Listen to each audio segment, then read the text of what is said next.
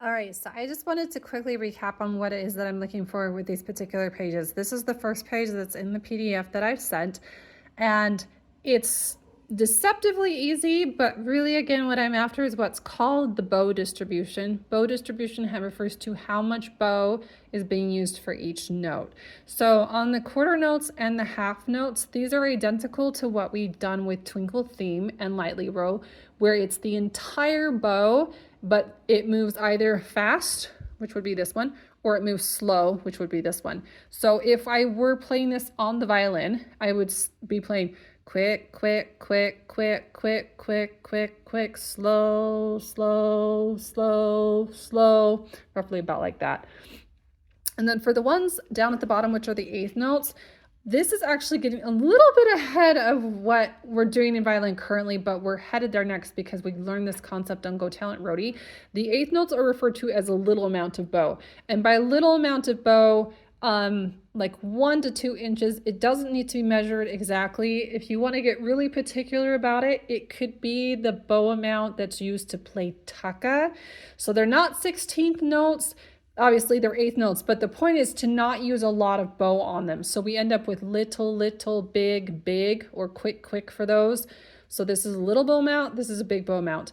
If this does not make sense at all, I'm happy to send a reference video of what it is I'm looking for with the bow, but hopefully my fast assessment of this will make sense.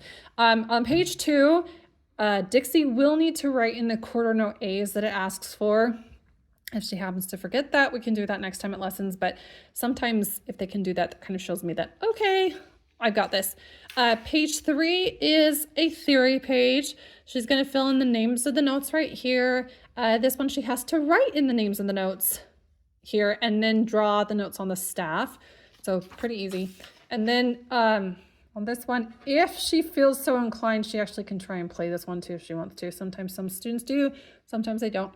Next page is going to add first finger B on the A string. So basically it's the same drill. Big bows here. These are slow bows.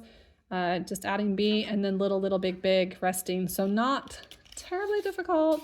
And then same thing with this one, same thing, same notes, same concepts, just kind of mixed up in a different order.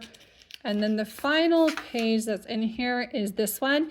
Down here at the bottom, I'm going to talk about first, she'll need to write in the quarter notes that it asks for and then play the page. I play that particular portion of the page.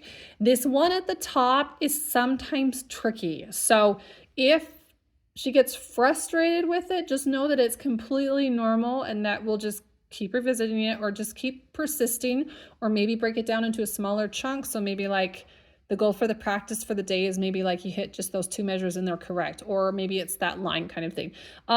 She may do totally fine with it too, but I mentioned this one because it seems like with the students who have gone through this particular sequence recently, there are some that they either are really successful with it or they're not really successful with it. And there doesn't seem to be any determining factor, like for example, they've had prior music experience or they've been in lessons for a while that determines whether or not they're successful on this one. It just kind of seems to be challenging overall for everybody sort of thing. So anyway, hopefully that makes sense. Let me know if you have any questions and hope everything goes great this week. She did fabulously today. So good work.